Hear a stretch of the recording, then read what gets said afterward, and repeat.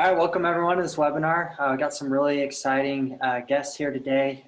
Really great experience between Scott and Jeff. I give you a little intro, but I think you guys will do it a little better. Jeff, why don't you give us a little intro on your group, what you guys have done, some of your experience, so we can get to know you a little better. Yeah, no problem. Thanks, Zach. Thanks, Frank, for allowing us to be on and having this honor and privilege. Give you background. Been in the business a long time. 1992, started right out of high school, and ultimately was a single agent for probably 8 to 10 years, and then started growing a team, and ultimately for probably up until about 2010 to 11, 12 in that range. I was just a small team, myself in production, 2 other agents, like 2 buyers agents, and then 3 admin, and then moving towards probably 2012, 13, 14, 15, I started to grow a little bit more. And fast forward to today, our hub business is located in Ocean City, New Jersey, which is southern New Jersey. And we've got about 8 agents in production here, about 2 more that we just joined us.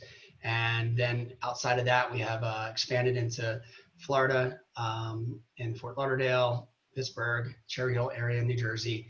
And then our most recent, and we've been other places, and we'll talk about that if you like. Oh, that's pretty cool. I didn't know you guys were, I didn't realize you were right there. I lived for 2 years in Voorhees, so that South Jersey area, absolutely loved. What a great place to have a business. Yeah, no, and then, it's the Philadelphia hub, right? So absolutely, most of in our secondary resort market in Ocean City and all on the Jersey Shore, all of our clients come from Voorhees and Cherry Hill and Medford, and all those, and outside of Philly. And very beautiful homes there. So I'm sure your average transaction size is very reflective of that, I would think. For sure. Yeah, no, it's a good market. And then most recently, we just merged into a company in the Outer Banks, a little independent, not little, really. It's about 30 agents, about 24 in production, independent company that we brought into Keller Williams, powered by the Quintin Group, a company called Resort Realty. So with that expansion, I guess, I don't know how many we're going to have now, but we'll probably, plus our admin, we'll probably have close to 40 person team if you look at the entire Quintin Group organization. Very cool. When people talk about expansion model, or talk to other people with expansion model, and I think you guys have it dialed in more than anyone. I mean, when I think expansion model, I think your group. So what do you have to say to that? I mean, am I on the right path there? I mean, we've failed a ton, and we still do each day, and we mess things up, and it's not as pretty as you might look from the outside, but ultimately we're moving in the right direction, maybe sometimes 1 step back or 3 forward. Appreciate what you said about that, but we modeled other expansion teams are doing it so much greater than us, I guess. Yeah. We're trying to figure it out, and I think we all are as well.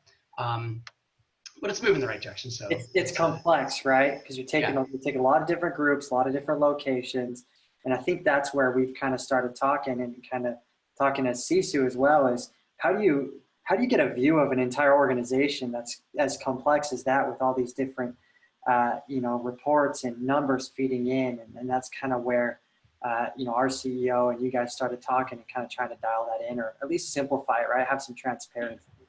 Yeah, that's the key of it all, and that's what. Thank God for Scott, and Scott's our COO. I'll point to Scott on this ultimately, and he can share about his background and his physical background. As you can see, he's in front of the Sisu dashboard. Yeah. Here he goes, Mr. Spreadsheet, Mr. Spreadsheet. Yeah. And your background did get me flagged via Facebook because of all the copy that they see, all the words that they see on the background. So, but absolutely beautiful dashboards, and love the background in general. Yeah. So Scott, tell me about yourself. Yeah, so my name's Scott Bluth. I've been with the team since December of 2017. My background was I was in finance for 20 years. I worked at a couple of big Fortune 500 teams, and doing a lot of trading support and a lot of technology kind of integration with that. So when I saw the opportunity to kind of work with Jeff and really do something from the ground up and build this thing to where we are and where we want to go. And one of the biggest things, I still remember I was at the dinner table and sitting next to me was Brian. And he's like, hey, I hear you're the numbers guy over at Jeff's team. And I'm like, yeah, that's the rumor on the street is that I love a spreadsheet. And he's like, well, how much do you love spreadsheets? I'm like, well, to be honest with you, there's so many that I'd love to be able to consolidate. And that's kind of where our conversation kind of grew, and we started having follow-up calls. And I can't champion Sisu enough. You'll see on the Facebook message boards when people are asking for, what systems do you use for accountability and your metrics? And I'm quick to say Sisu, just because of the fact that for me, from a numbers perspective, that if us to scale, it makes it much easier to do it in one vehicle rather than multiple vehicles, multiple spreadsheets, and having to link them and doing macros and this just for me is just one-stop shopping. And we're able to see the business. I'm able to see the businesses, and I'm able to see the agents' production and their ratios and where we are as far as the transaction count and our pending GCI. Everything is 1-2 clicks away, and that's the differentiation between this and just leveraging spreadsheets or glorified spreadsheets. So I'd love to hear a little, like, operationally how, because obviously you can pull everything in, or you were doing it in spreadsheets before, and I'm pulling into Sisu, but operationally, like, how do you guys manage all the reporting of this? How do you get everything in one place? How do you make sure that it's all accurate? That's my job. So what I do is I will true up our data daily, weekly, monthly, quarterly. And with Sisu, it makes it easy. Just I'm able to kind of look at a top level, and then I can match it versus what our books and records and what Keller Williams has for us. And if there are discrepancies, then Sisu is able to. I can just do it in one spot and to kind of pinpoint if there's a discrepancy. So that makes it much easier than having to have print out 5 different spreadsheets and kind of have to start doing pivots and stuff like that. All right. So you're having like team leads at each location report up to you, or are you pulling everything out maybe from so we're able to, from an expansion perspective. Yeah, go ahead. Yeah, I'm able to pull in everything. So from when our expansion partners, when they're doing transactional activity, we see it immediately. And then what we do is I put it in our Sisu is from an expansion perspective. So then I know, what our expansion teams are doing. And, then I can kind of match that up versus the expansion kind of portal that Keller Williams has. But from an operational perspective, the reason why I came on and with Jeff was, my background in scale, because, some of the companies I dealt with have massive locational and transactional kind of dealing. So I said, listen, I know how to scale things. So, one thing that I only take on software and programs that help me do that. And if it's something that I don't think will help me manage, the same way, whether I'm doing 2 transactions or 2,022 transactions, I'm only going to use something that helps me do that. So with this, with Sisu, I'm able to kind of, and just this morning I did it just, in advance of today, like, let me make sure that, my stuff looks good. And yeah, I was able to, I got it to the T. I made sure like what we have in Sisu is reflected as far as what we did. And it's really easy to do. It took me less than 30 minutes. Gotcha. So you're pulling in this transactional data. That's you managing that? Do you have anyone else on the team that kind of? Yes, yeah. Okay. Because I know teams that have like 7, 8 people that are trying to manage all kinds of things all over the place. And it kind of sounds like you have it dialed in yourself, and you kind of have a scalable system that allows you to manage all that, right?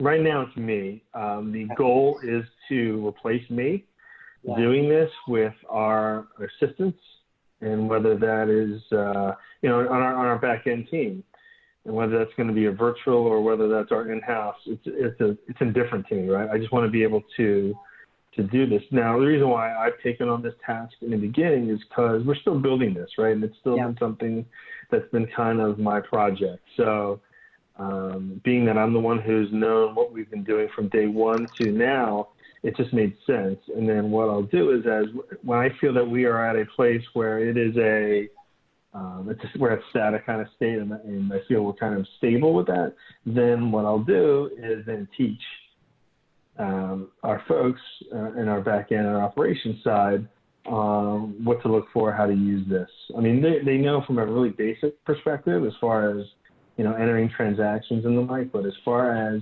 maintaining and monitoring, that's been under my stead. Okay. Cool. So I noticed you have on your dashboards back there, you have certain metrics like conversations, some lead gen activities. How is that getting in there? What are your agents doing? Are they reporting on that, or is it being pulled from somewhere else? Oh, they report. Cool. So they every day they have to report their daily prospecting activity, and if they don't report their activity, we have our virtual assistant will send a report every morning who did or who did not report their activity. If they did not report it, they get shut off of all their CRMs, their sign calls, everything. They are basically not able to use our systems. They're also known as their beat. Correct. And what's great is that because of that you now have people sending me texts like, Scott, I can't get into Real Geeks. I'm like, well, put your numbers. Yeah. And you don't get it until I see that. So it's great. Like our VA send a report at 8 in the morning, and I'm like looking, I'm like, well, there's 3 people who aren't going to be using their CRM today, but it's getting less and less because now, unless you put something firm, like we used to say, like, listen, if you don't do it, then you get put in some sort of jail. Well, this is true jail, and this is the one thing that we've seen, that if you can't put in your contacts, if you can't really use the systems and leverage, then you are beat. So they don't even get the leverage of any of our admin staff if you don't put in your numbers. Yeah, I think it's pretty amazing. You're on that. I don't know what we just say, Zach, as far as obviously all the high performing teams do what you do, whether that's a 5% upper quartile, 7, 10. I think it's 5% or less, but it's pretty amazing to have that kind of a culture that you've built, regardless if you're using a cool tool like Sisu with mobile apps and nice spinning dashboards. You were doing it, I'm sure, before with spreadsheets and maybe even paper, and email us your numbers. But the complete other side of that, I would say when we go back and we look at the customers that aren't successful with Sisu, they will flat out say, we can't get this is the best response. We can't get our agents to use it. They don't want to use it. Oh, and by the way, I'm not a very good leader. So, so I think it's the expectations that you likely have set in order for that to even happen. But maybe that evolution of you, like you mentioned, failure early, Jeff. So hopefully your failure was a fast failure, which is good failure. But did you have any, when you first started building teams and that, was that a difficult thing for you to do initially, to set that expectation, or was it a real easy thing that that light bulb clicked for you? It was always pretty simple for me. I mean, and that, okay, look, originally for the first probably 8 years in the business, and I was more or less a solo agent and hired one assistant, I really never, just like most agents, the individual agents, they don't track their numbers. They didn't really have a clue how many days you're going to work this quarter, how many contacts I need to make, how many appointments I need to have, how many leads do I need to have to get to an appointment, how many leads to an appointment, how many appointments I need to go on to convert, like all that stuff. But what became, as I grew and became more business mature, I recognized that the numbers tell the story and they don't lie. And that if I wanted to have a predictable, duplicatable business, I needed to learn what were those metrics I need to have. And that's what we teach our agents. So what now happens is the agents, for example, we're going into we're in the fourth quarter. So we have a fourth quarter plan. And that simply, we're looking at basically about 5 or 6 different things. In other words, how many days you're going to work in October, November, and December, like days work, because we're coming into holidays, right? So we need to focus on how many days you're going to work. Secondly, after that, we're going to say, okay, how many new listings you're going to get? The current inventory you have, how many are going to go under contract, right? How many buyer sales? How many closings will you have? What's your income going to be? How much income will you pend? And then at the end of that, how much income will you have pending into January, and how many active listings? So we're figuring all these numbers out, and it's very simple now. We can just go in the Sisu and say, give me all the data that they've already reported for the year. And we can now predict exactly, okay, so an agent says to me, all right, well, this year I'm tracking right now. I've closed 19, I've got 4 pending. My goal is 30, and I've got X number to go, wherever that number is, right? So, okay, good. Here we are. All right. Well, next year though, I want to really ramp it up. I want to go to 40 transactions. Well, then we can just simply say, well, based upon today's numbers, you've had these many conversations. This is how many appointments you went on. We can just start working backwards and say, well, for 40 sales, and if you want to make, $200,000 or whatever that number is, we can now take those numbers and those metrics and just reverse engineer them backwards based upon Sisu's reporting of what they provided us, and then lay back out a plan and say, here it is. Here's simple. Like, based upon your conversion rate, we already know now your conversion rate is at 50%, right? So that means you went on 50 appointments and you got 25 deals. Well, if you want to go and get 40 deals, so then you need to go on 80 appointments if your conversion is at 50%.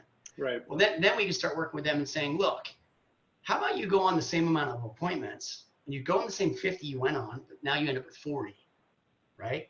And so now I'm bringing your 50, going from 50% conversion and bringing that up to whatever that may be, 80%. What has to happen? What's the conversation look like? What's your pre-qualifying? Now that becomes a script and efficiency game. But if we didn't have them reporting their numbers, they would never have known that. So now we connect between reporting their numbers and receiving and knowing predictability in their game, in their business. So when they wake up on January 1, it's already laid out. Like, my plan is here. I have a destination. Here's my roadmap. Here are my terms to get there, which is the number of contacts, number of appointments going on, number of conversations, number of leads. And yeah, there's going to be detours, but that's what allows this to happen. At any moment, if they're off track on a detour, let me pull up Sisu where I am. I need to ramp up, I need to ramp down, whatever it may be. So, answer your question is that once I became more mature about understanding the numbers, it allows us now, and wherever we work with an agent, whether it's an agent that's fairly new to the game or 2 or 3 years in the business, it's only doing 1 deal a month, or it's one of our veteran agents that are doing 50 deals a month that wants to go to 75. We say, okay, well, let's look upon what you've reported. Now, what does Scott say? What do you say, in and out? The best ability is your availability. Yeah, but you also, that's number one, but you also say something like, and he's got so many Scott-isms. What do you call them? Bluth-isms? Yeah, the Bluth-isms, right? He's got all this stuff, right? Yeah. But he says something like junk in, junk out, or something like that, right? Yeah, garbage in, garbage out. Yeah, that's it. Yeah, that's a great one. The software. Well, that's what happened. We were sitting down with the agents for our quarterly, reviews as far as their production and the ratios. And, me being the math guy, I'm looking at their numbers and I'm like, so basically it says you have a 2,700% success ratio and you've only done 6 deals. So that's obviously not right. And, part of the issue, and one of the things that, Jeff has been, we've been working together is, coaching these folks. And the best way to coach is having really good data to use to coach them. So if you want to skyrocket your production, then let's take a look at what your data suggests you can do. And then you can do predictive, analysis on what you're going to do for the next quarter based upon your habits, your prospecting habits that you've been doing. And if you are able to do 1, 2, 3 more of this or that or this, then this is what's going to get you to increase your production level. So, this is not rocket science. This is really but you just have to have the correct data so that you can use it as an effective tool. Yeah, so that the agent's not a tool. Yeah, I think the other nice thing about it, touching on the data side and the coaching side is to me, whether you're selling software, obviously selling real estate, it really removes the emotion from coaching meetings.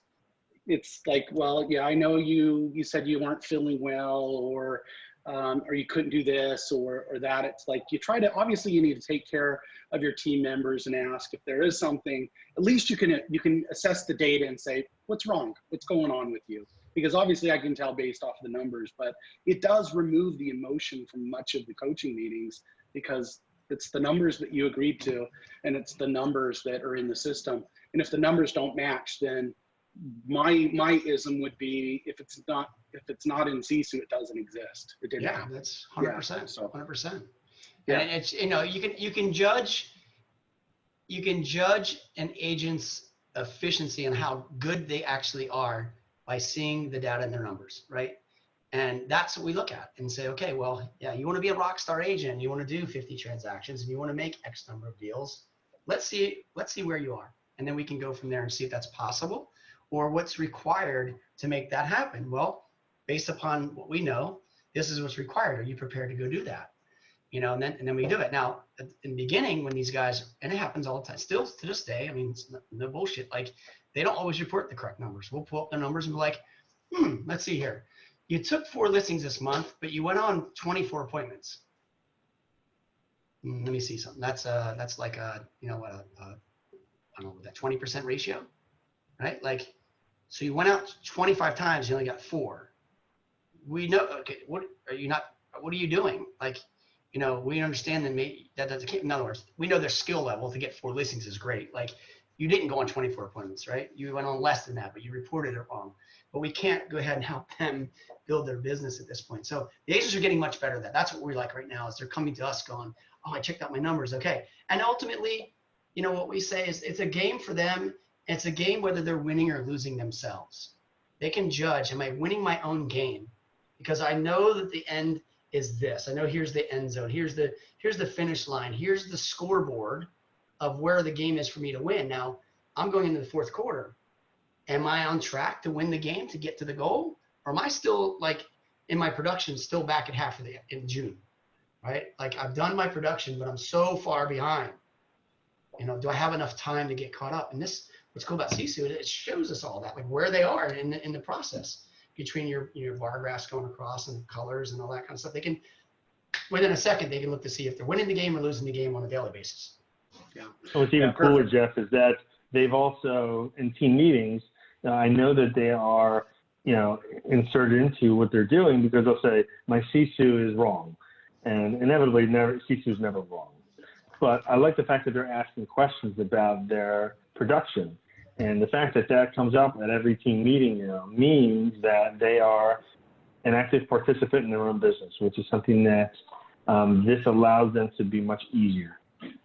Would you say that was the culture before Sisu, or is it just prettier and easier now to kind of elevate that culture now?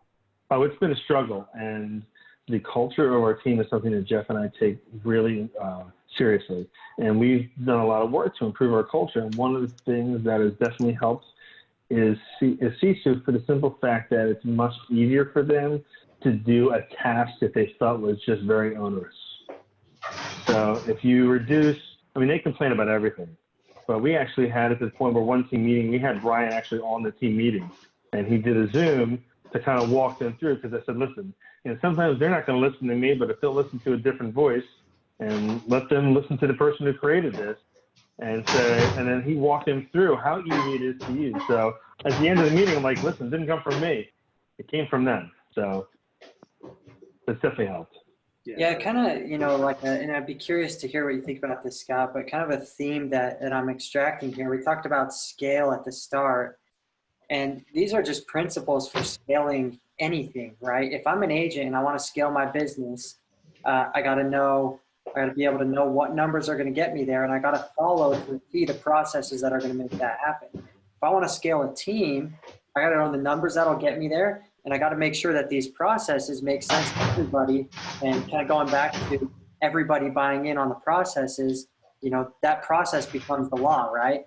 And same thing goes when you want to take your team and expand that into an expansion model. And as you jump up those ladders, it becomes even more critical, and it also becomes even more difficult, right? To follow those processes and have that transparency in the numbers.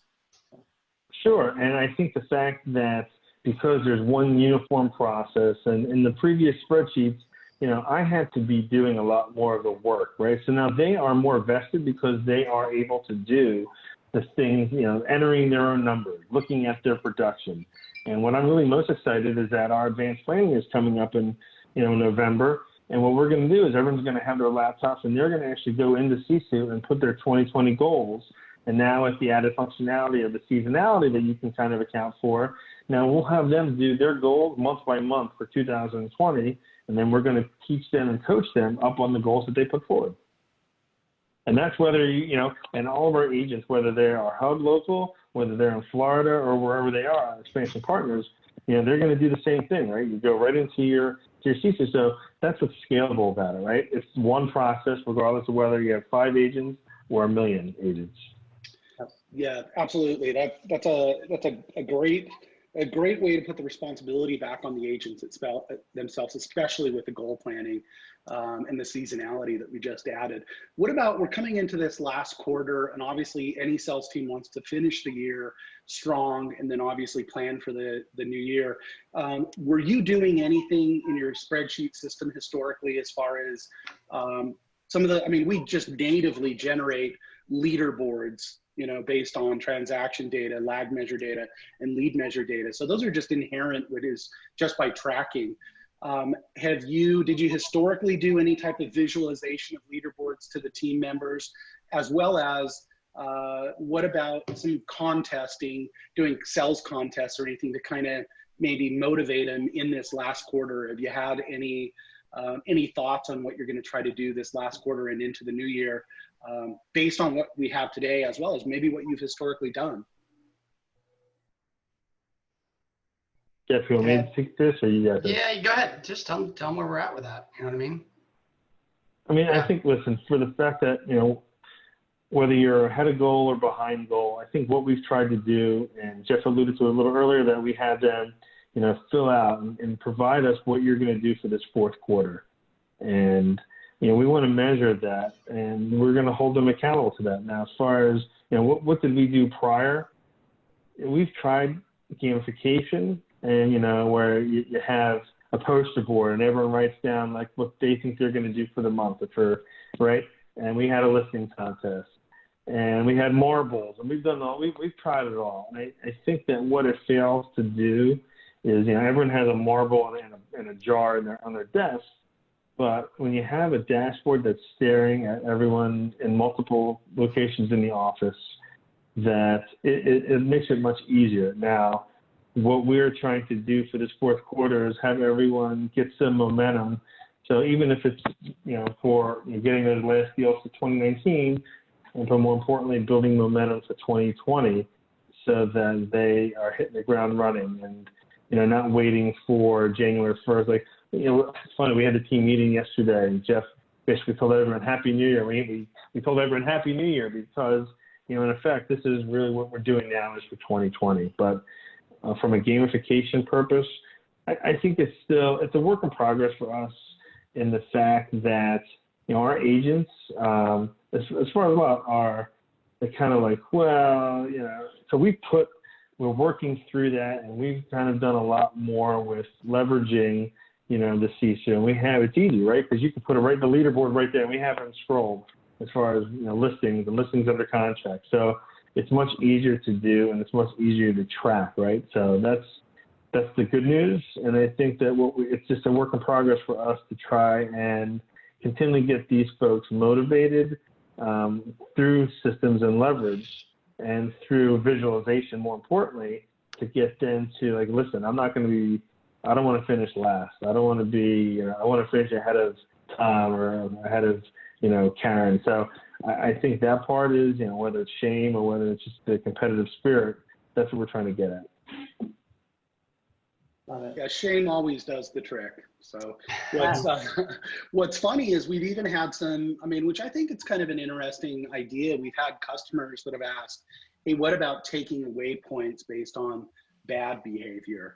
So, so I definitely think there is some elements to say, yeah, you want to try to motivate them, but there are things that, maybe you want to take away points from agents that don't do something. So, we're all salespeople, we're all competitive, we all want to be at the top of the leaderboard. So, there's just a bunch of different ways to motivate team members from that perspective. But yeah, you're right. Nobody wants to be at the bottom. And we've seen, you get customers that maybe with a little bit older agents that are wanting to hop in and use the app, where in the past, maybe a little bit more difficult because they want to be at the top of the leaderboard. So what about have you had any, maybe any success stories that we're citing about any particular agents or anything, whether it's what you did historically or, you know, obviously it'd be great to, if there's any great success stories with any agents that finally got to see their numbers, finally got to see some progress just by, you know, some visualization, some self-accountability. That is really one of the coolest parts about this industry, I think, is some of those personal success, professional stories. I mean, I'll add some. I mean, you know, what's kind of cool this year, as far as what we have set out a goal for, and we are achieving it, was raising our average sales price for our agents and as an overall average sales price on the team. So this year we are behind on number of units, but we are ahead or exceeding or almost the same, a little bit ahead on volume. So it's a blessing us, also a curse. Now we are just understand that, in getting back, rewinding back to one of your first thoughts, Frank, in the beginning was, and Zach, was about, you know, hey, was this always a part of your culture? Like, it is always part of our culture to report numbers and understand your numbers and be numbers driven and be performance driven. That is our culture. Education based, number driven, performance based, period. Now, it's getting the agents to buy into it all the time is always the challenge, but it's the underlining thing that, you know, if you don't report your numbers, just isn't that, you don't do that, and you don't prospect, and you don't perform, that's just, there's no place for you on our team. This is what we do and how we do it. That's just the standard we have. You're beat. Yeah, this is what it is. And because it's all about them. It's about them understanding. It's about them getting to the next level if they want to have some growth. And the only way we can do it is this way. That's one of the ways we can do it, and the way to do it, in my opinion. So that's number one. Number two, we looked at this year and said, okay, well, we're moving well throughout the year. Every Tuesday on our team meetings, okay, let's look at our dashboards. Let's see where we are. Closed and pending, where are we? Our goal is this. Where do we have to now? What's the gap between closed and pending here?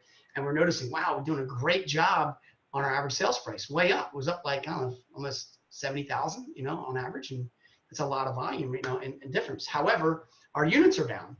So we can start coaching the team like, okay, it's one thing, I understand, to raise your price point, but it's another thing not to do the number of sales. We need to do both occur at the same time. Do the same units or more and raise your sales price. Now, all of a sudden, that's, you know, you're going to see exponential growth together and all of that. So some agents have gone up in their sales price. We're seeing some agents do the same units as they did last year, some a little ahead and some are below. But the challenge is that sometimes the mindset by looking at these numbers is, well, you know, I understand I sold less homes this year than I did last year, but I had more volume and actually I'm making more money because my volume was more, which is true. But we're always trying to share with them, be unit driven, because then you can have more opportunity that's going to come around that, and always focus on the units. The volume GCI will come later. Now, it certainly have some standards behind the units that you're going to have. Don't go out and sell 100 units at 100,000. Let's go out and sell 100 units at an average of 400,000. Make sure your average is there as you move forward. So they did a great job at that. So that was some of the wins we're seeing some agents do. Now, this year, coaching them on how do you maintain the level of units and raise your sales price as well as it goes up, you know? So we've seen that. You know, we're tracking on efficiencies and conversions all the time at agents, and we're tracking between, interesting. I had Scott do a report the other day. How many homes that we listed in 2019? How many homes of those listed in 2019 went under contract? Like, let's not talk about our overflow of listings that we had in 2018 that came into active in 2019. Just straight up new listings signed 19, and those that were signed, how many went under contract in 19? Let's really look at our listing taken to listing sold ratio within the past, you know, at the time it was 9 months ago, it was in September, right? Like 9 months, let's see, on average, let's take real data. And this was able to provide us and show us, okay, we're only at a 60% or whatever it was between taken and under contract. Now there's the lag, right? Many of them haven't sold yet because there's going to be time or whatever it is. But now we can, as a team, and go to the agents individually and say, listings taken, is your listings taken ratio. You know, very simple. If you want to do 24 transactions, 12 buyer sales, 12 listings sold, how many listings do you need to go take based upon how many you take and how you price them? How many listings will you have under contract? Buyer side, you want to have 12 buyer sales based upon how many buyer sales, how many buyer appointments do you need to go out on? Based on how many buyer appointments you go out on, how many will actually go under contract, right? And so this is just some of the, when you say like, are we gamifying things as a team? We do play some games, but I'm thinking of it though right now, we're more gamifying it individually than as a team, because I got to get to them. I got to get the team right now individually to win their own game. And if they can individually win their own game, then the team itself wins their own game. And one of the things that we're always sharing with these guys is all these goals and these dashboards you see behind Scott and all the numbers, they're not mine, right? They're not, none of them are mine. In fact, nor Scott's. You don't see either one of our names on there. Yeah. None of ours at all. This is our team. And so we go around, what we'll do is our business plan this year and go around the room. What are you absolutely committed to? What is your goal for this year? And everybody's going to make it, and they're going to pledge, and they're going to say, and they're going to make a promise to themselves. I'm going to sell 24 homes, 34 homes, 80 homes, whatever it is. And we just simply write that down and say, okay, here's the goal, guys. Based upon the goal, we're going to do, 400 units this year, 500 units this year, 200 units this year. And that's the team goal. That's your goal, not our goal. And Jeff, so we want them to own that. We want them to own it for themselves. Yeah, one thing I was going to say, just listening to you talk about this, and I'll take something from the technology space and kind of apply it here.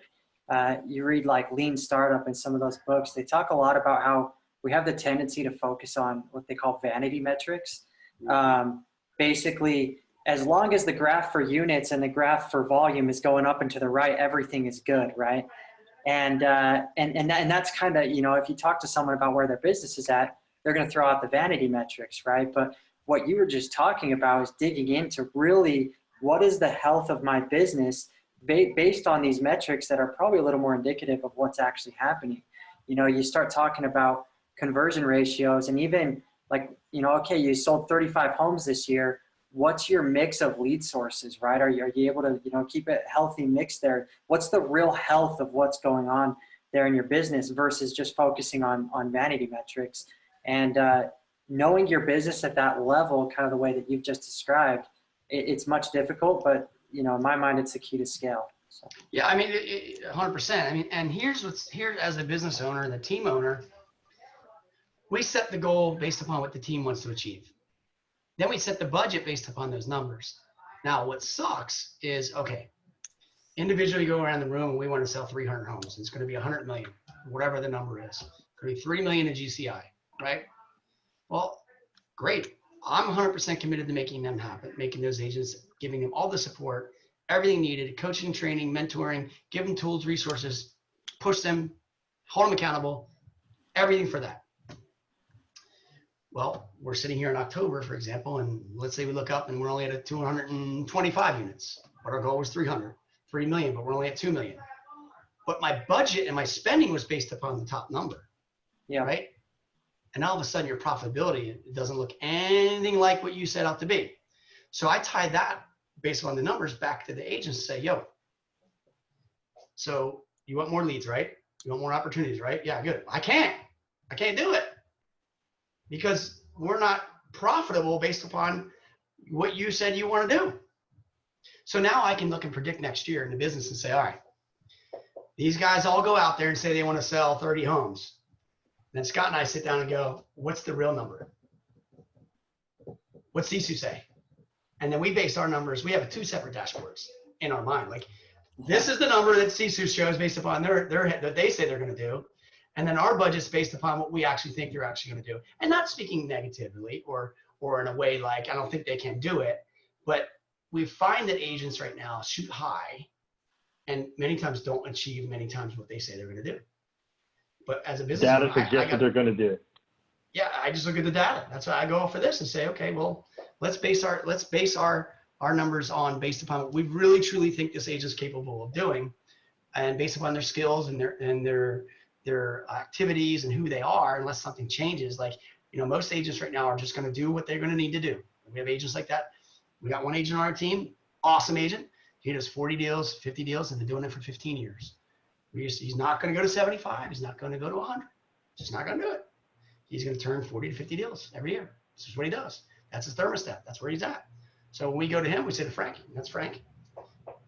Frank's only going to do this. He might say, yeah, I'm going to do 75 this year. No, he's not. It's not. We already know it. And you can say it, but we already know it. So I got to look at it and say, okay, well, this is our budget. This is what we have to do. Now, if our goal that we need to raise revenue, then we say, and it's only going to be 2 million GCI. And Scott and I said, well, we want to grow this thing. Well, then he and I sit down and go, well, then we need more agent count. And we need 5 more agents doing 20 more transactions each. It's 100 more units. And based upon that, now we know the numbers to go recruit to the goal to grow. Yeah. Well, I think you definitely bring up a great point, which, I'd say kind of that middle to lower quartile of team owners or brokerage owners, which, candidly, you read a lot from Inman, you read a lot from everything, that brokerage, some of those brokerage models consistently have just, if they want to increase production, their first course of action is, I need to hire more people. But the neat thing about the way you run your business historically today, now it's nice and visual, great financial acumen, COO and yourself from running a business for a long time, Jeff, you stated it very cool when you said, well, yeah, we can play all kinds of games with agents, but the biggest game is trying to teach them to be a business person, right? You're trying to teach those individual agents to, you call it business planning for a reason, run your own business. So that's great. You got it, your count's high. That's great that you have your volume, but hey, let's take a look at net income. Let's take a look at your profit itself. Yeah. So trying to teach agents about what a profit margin is probably the ultimate goal that you can ever have. Is if you have 15 agents, can you get 50, 60, 70% of them to know what a profit margin is, so that they know that, well, yeah, we did high volume, high units, and by the way, we made X% margin. So, kudos for you to kind of know what that goal is, because I think a lot of early team leaders, I think obviously a lot of the big brokerages that are having falling stock shares and stuff as well, they don't always look at that. It is always about recruiting and more agents, where get more out of what you can. Now you have prettier tools to kind of see what that net income is per agent. Yeah, I mean, that's the whole thing. I mean, I believe that success for a business is simply judged by the profit at which it earns, and nothing more, nothing less. I mean, when you're in a business, you have profit, right? And so what Scott and I do each year is we sit down and we go, okay, or I say, what is the profit to me? Like, I'm not here not to make money. What is the profit margin I want for the lifestyle I've created that I need to have, that I mean, I got like everybody else, you know what I mean? I got, just like this, right? Just like anybody else, right? Like we all got our dream boards, okay? And I know what the kind of income I need to have to go generate that and have the lifestyle and the funding of my life, right? So I sit down. I thought you guys were a nonprofit. You guys aren't exactly. Yeah, there's lots of those out there, right? But I mean, it's like, okay, here's the profit of the business. Right. We're gonna put that up here. We're gonna start there first. Whatever that number is, $1 million, $2 million, whatever it is. Okay, whatever. Here's the profit. All right, now let's work backwards, right? This is what has to come in. How do we get to it? And then starting from there. But that becomes a number that becomes immovable. So we're always able to go to Sisu and look. So, believe me, Scott, how often do we look at my P&L? We look at it daily. I mean, listen, and people joke, but I was like, you know what? Around 7 to 8 o'clock every night, he and I are talking to each other about our business. And that was sometimes the conversation is a little bit more granular as far as, some of the numbers. But inevitably, multiple times a week, he and I are talking about the business and what do we need to do and what do we need to pivot off of as far as expenses.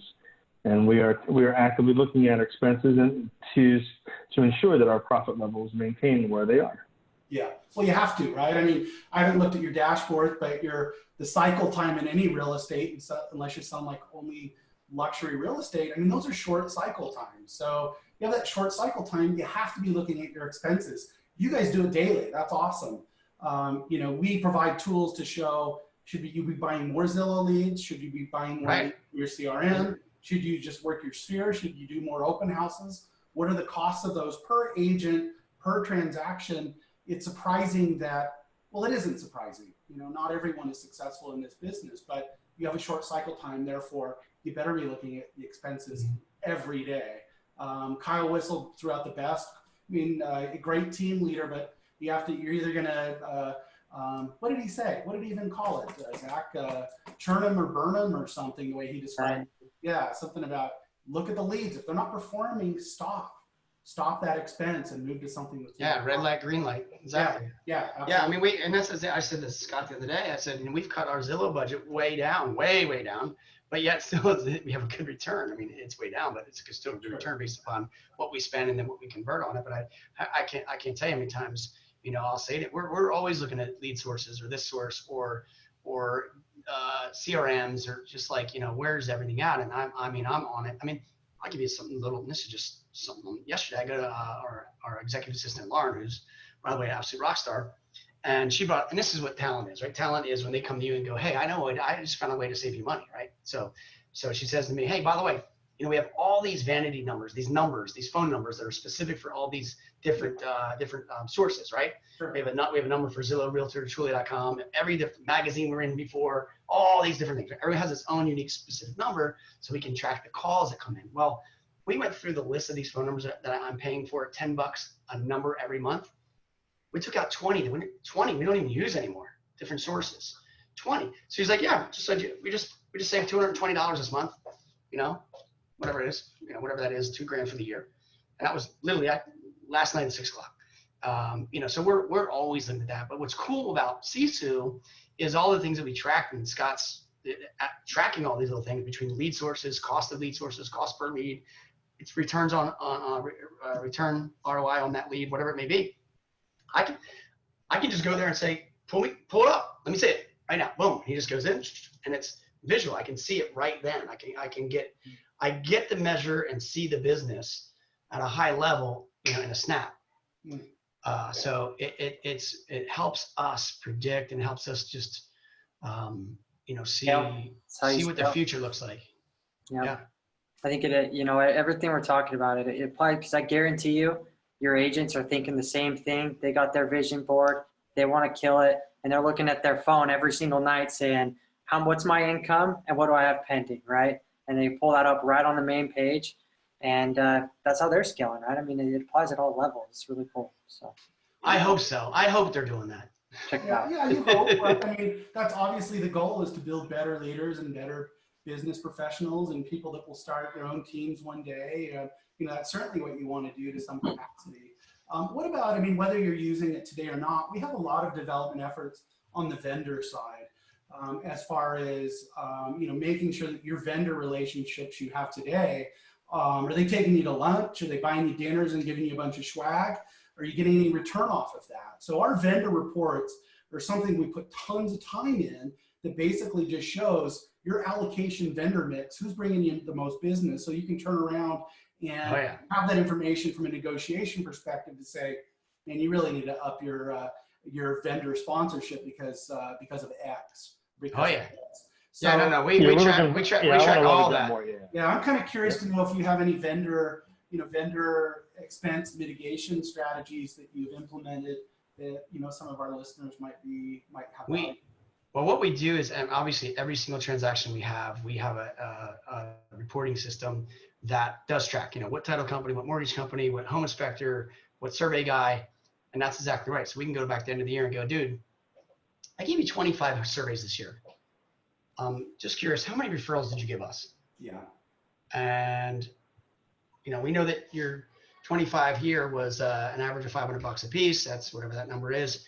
We gave you $20,000 in business. How many referrals did you give us? Right. And none. Let me remind you, 0. Would you like to get more? Okay, good. We need 1 referral per quarter, period. Can you do that for me? Yes, good. I expect that. And if we had, 40 vendors, imagine that. That'd be awesome, right? Yeah. We got to get that. But no, for sure, we're tracking. We need to do a better job of that, because I've said to Scott many times. I said, well, I want to track every single vendor, what we're actually driving revenue to them, how much, and give it back to them and show you, hey, listen, Mr. Mortgage Guy, right, or Mr. Title Company, or whomever, Mr. Vendor, we gave you this much business this year. Yeah. Two things I'm gonna look at and say, one is, I give you 50 grand, I might just go start it on my own. Do you want me to compete with you? Or I won't, and come on, help us out. We expect this. Let's work together. We're gonna build your business, help us build ours. Right. Yeah, and those part are of that too. Oh, sorry. Go ahead, Scott. No, I was just saying, this season, I don't think you advertise, but this is really can be transactional kind of software for us, is right? It's in that it will track the life cycle of the transaction the vendors that we use for that transaction. And I think that's what we're going to be doing a much better job of for the upcoming year, as you've built it out a lot more, is allow us to use this as a transactional based kind of software so that we can, on a dashboard, look to see, the life cycle of the transaction and the vendors that we use during that life cycle, and then track those vendors so that we can gain our ROI from the vendors or lack thereof. It's a lot more than just the lender, right? Which is the piece that we've been leveraging now, but, in title, but all the other pieces, I think that once, this Sisu is going to allow me to not have to pivot the living daylights out of a spreadsheet to get that information. Yeah, it's certainly no secret. Our development effort that we're doing, we are rapidly moving to being, transaction management. We're not going to develop document management. We have great partnerships with SkySlope, DocuSign, and Loop, but having everything go into one location.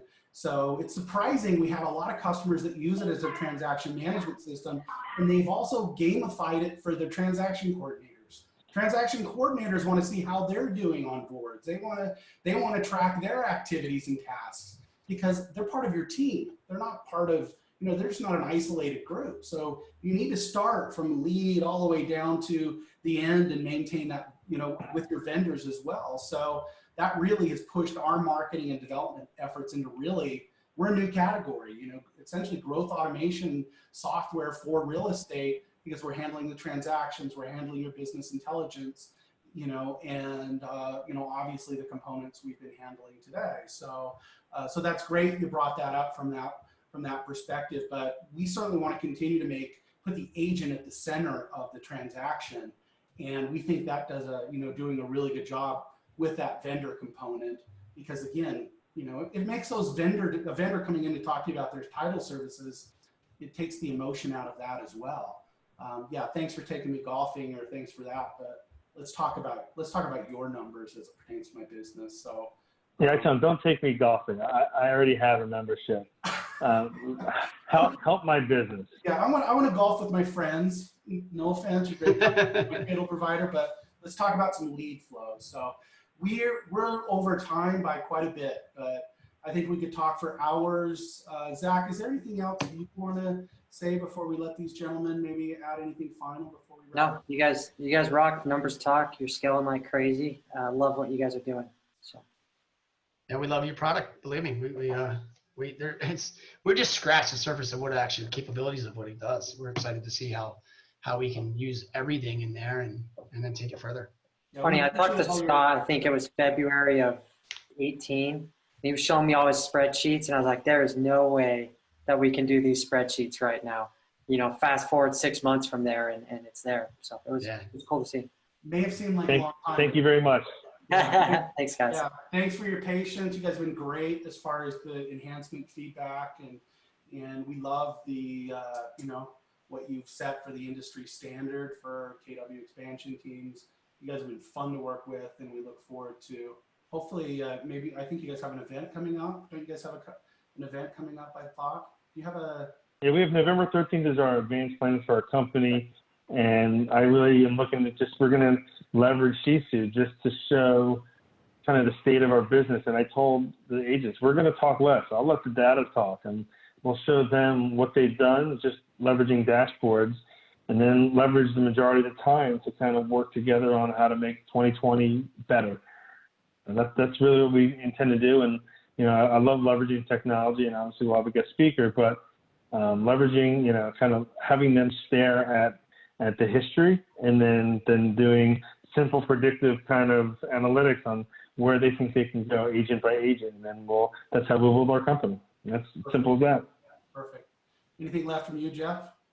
No, I just looking forward to, what we can do with this, and then especially at these meetings. And that's what we do. We just show the dashboards. Here's what we're at.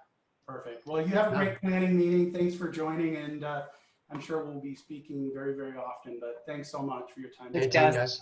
Appreciate it. We'll see you. No problem. Thank you. Thank you much.